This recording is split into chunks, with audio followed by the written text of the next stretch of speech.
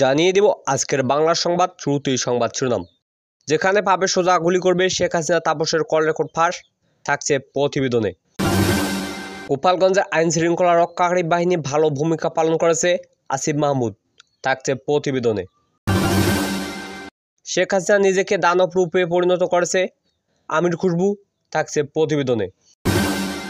এতক্ষণ শুনছিলেন সংবাদ শিরোনাম, এখন বিস্তারিত। গোপালগঞ্জে আইন শৃঙ্খলা রক্ষাকারী বাহিনী ভালো ভূমিকা পালন করেছে, আসিফ মাহমুদ।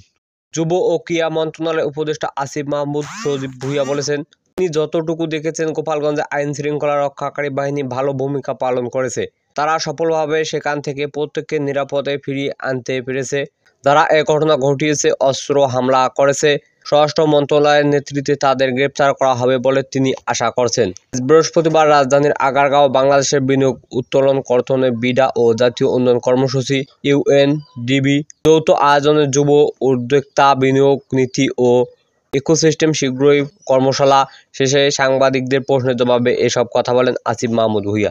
সকাল বুধবার গোপালগঞ্জ জাতীয় নাগরিক পার্টির NCP সমাবেশে ঘটনা হামলাকে দুঃখজনক হিসেবে অভিহিত করে আসিফ মাহমুদ। তিনি বলেছেন, যারা লক্ষ্য করেছেন সারা দেশে থেকে বিভিন্ন সন্ত্রাসী গোপালগঞ্জে গিয়ে আশ্রয় নিয়েছে। আসিফ মাহমুদ বলেন, বাংলাদেশের মানুষ শান্তিপ্রিয়, আমরা কখনোই এ ধরনের পরিস্থিতি প্রত্যাশা করি না। আমরা চাই শান্তিপূর্ণভাবে রাজনৈতিক কার্যক্রম চলবে, এটাই আমাদের প্রত্যাশা।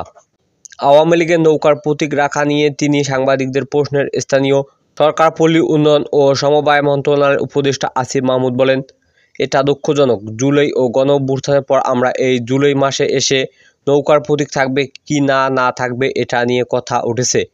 আওয়ামী লীগের কার্যক্রম নিষিদ্ধ হওয়ার পরেও নৌকার প্রতীক থাকবে কি থাকবে না তা নিয়ে কথা বলতে হচ্ছে।